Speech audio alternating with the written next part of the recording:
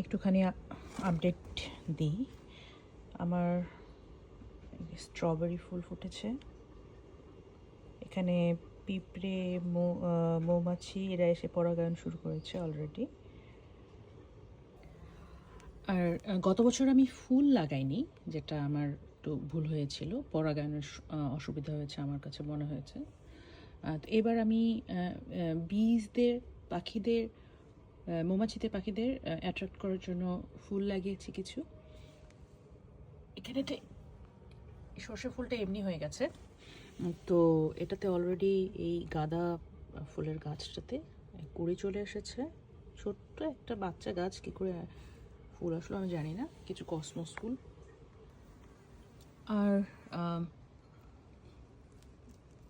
এই ফুল ফুটেছে মটরশুঁটি, দুটো ফুল। আশা করি মৌমাছিরা আসবে। আর লাল শাকগুলোর এই অবস্থা, ওরা অনেকটাই বড় হয়ে গেছে। আর মাঝখান দিয়ে এদের দিকে তাকায়নি অনেকদিন ভালো করে। এই ফুলকপির গাছগুলো বেশ বড় হয়ে গেছে। এই চারাগুলো আমি গত বছর এনেছিলাম স্ট্রবেরি বাগানে। স্ট্রবেরি খেতে গিয়ে কয়েকটা চারা এনেছিলাম, ওগুলো অনেকগুলো এইগুলো হয়ে গেছে, তবে ওরা ফুল ছাড়েনি, আমি জানি না কেন। দেখা যাক, আশা করে আছি।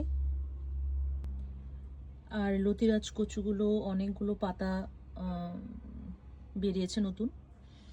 আর এই বুশবিনটা, এখানে ফুল দেখা যাচ্ছে। আশা করি এটা খুব তাড়াতাড়ি বিনস পাবো এখান থেকে, যদিও গাছটা খুবই ছোট। আরও কিছু গাছ আছে এখানে, এরাও ফুল নিয়ে চলে এসেছে। দেখা যাক।